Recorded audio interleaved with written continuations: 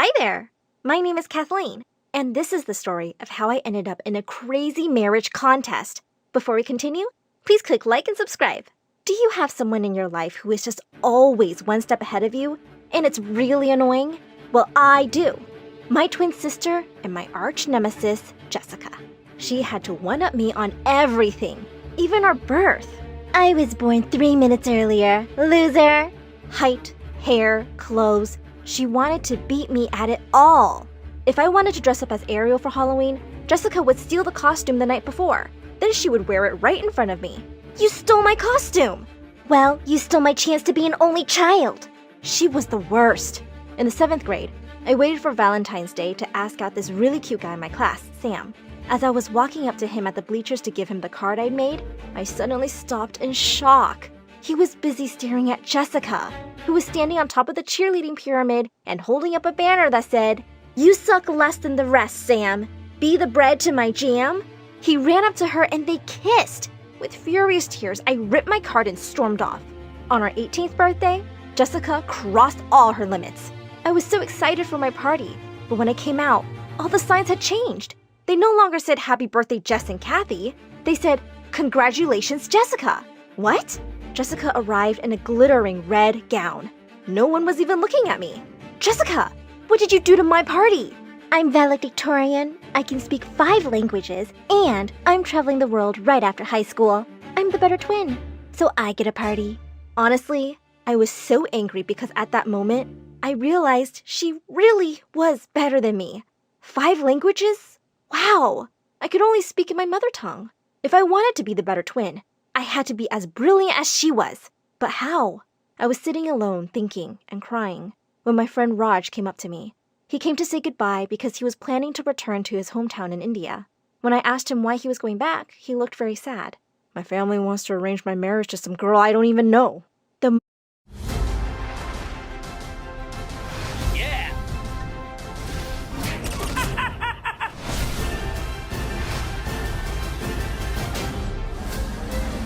Wonderful! The moment Raj said the word marriage, I had an incredible idea. What if I married him and went to India? Then I could start traveling before Jessica. I could even learn their language. So I told Raj my idea. It would solve his problem of marrying a stranger, and I could finally become the better twin. Raj looked confused. But how will you explain all this to your parents? Not a problem. I don't have to tell them everything. I'll just say that I'm going to visit you in India. And that's how Raj became the first guy I married. I told my family I was going to travel to India with my friend, and Jessica literally burned with jealousy. Ha! I left home the day after and hopped on a plane with Raj. I was ready to start my international adventures. I married Raj in a traditional Indian dress, met his parents and relatives, and ate lots of amazing Indian food. I studied Hindi day and night.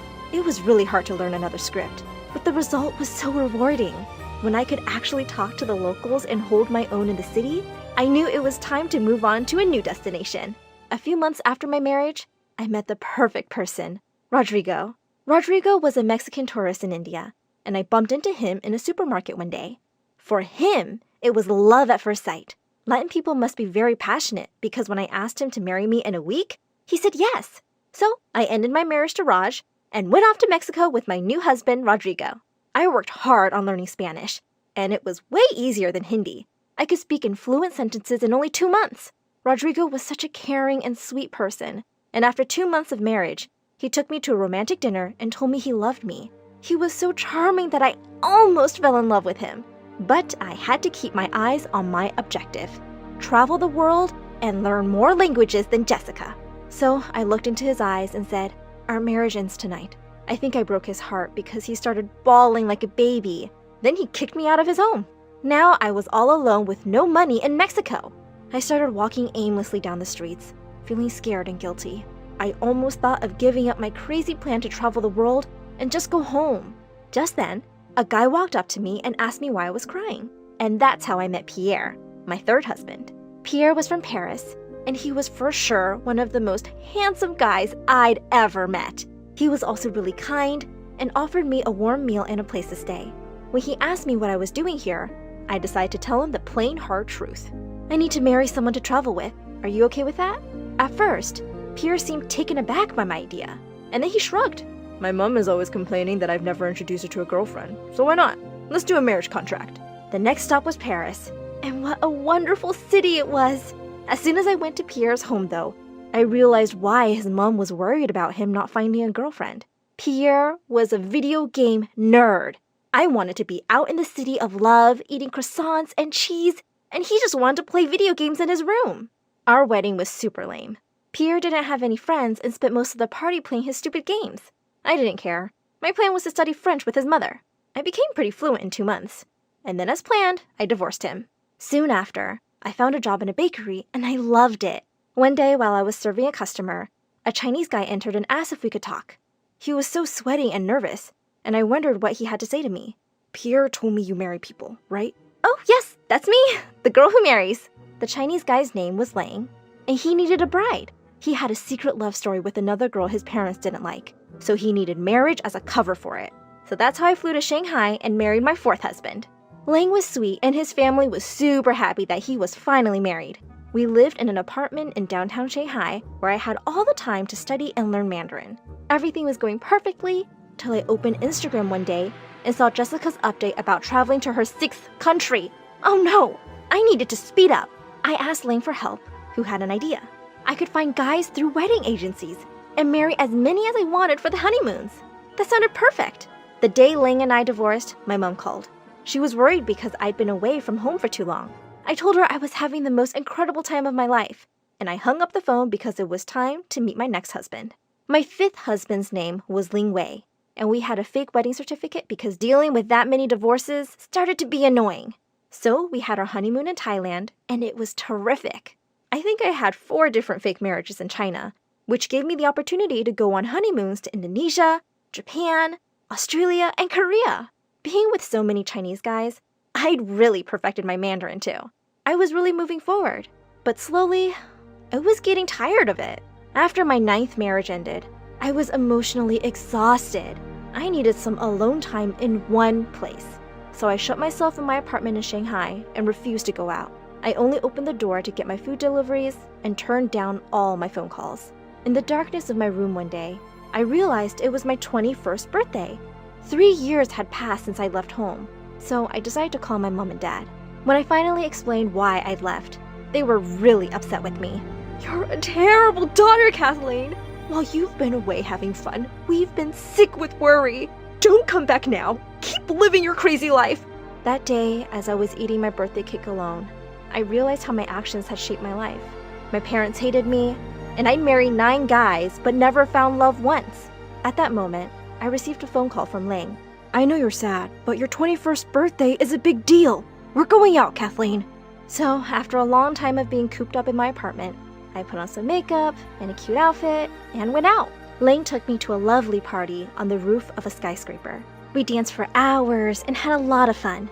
But when the DJ put on a romantic song, people started dancing in couples, and I felt alone again. I wanted to leave, but Lang stopped me.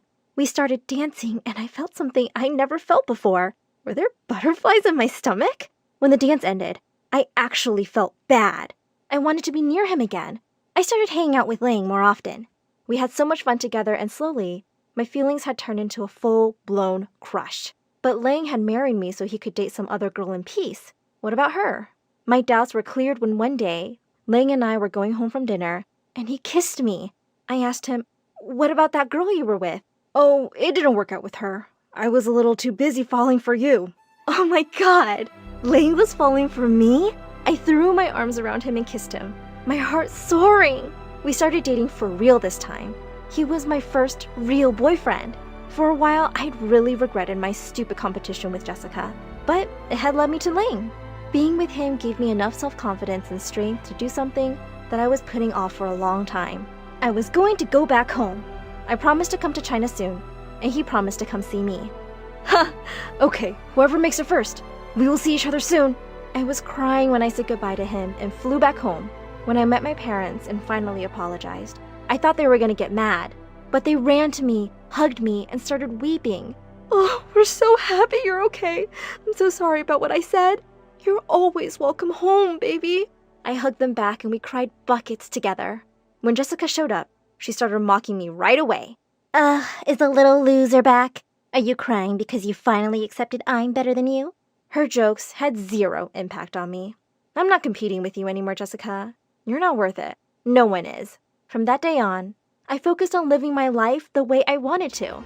Lang joined me at home a few months later, and my parents just loved him. We got married at an adorable ceremony, and even my past husbands attended. Jessica was super jealous of me that day too. What is this? Husband number 10 for you? Maybe, but he's definitely the last one. I kissed Lang right on the lips, ready to start the rest of our lives together.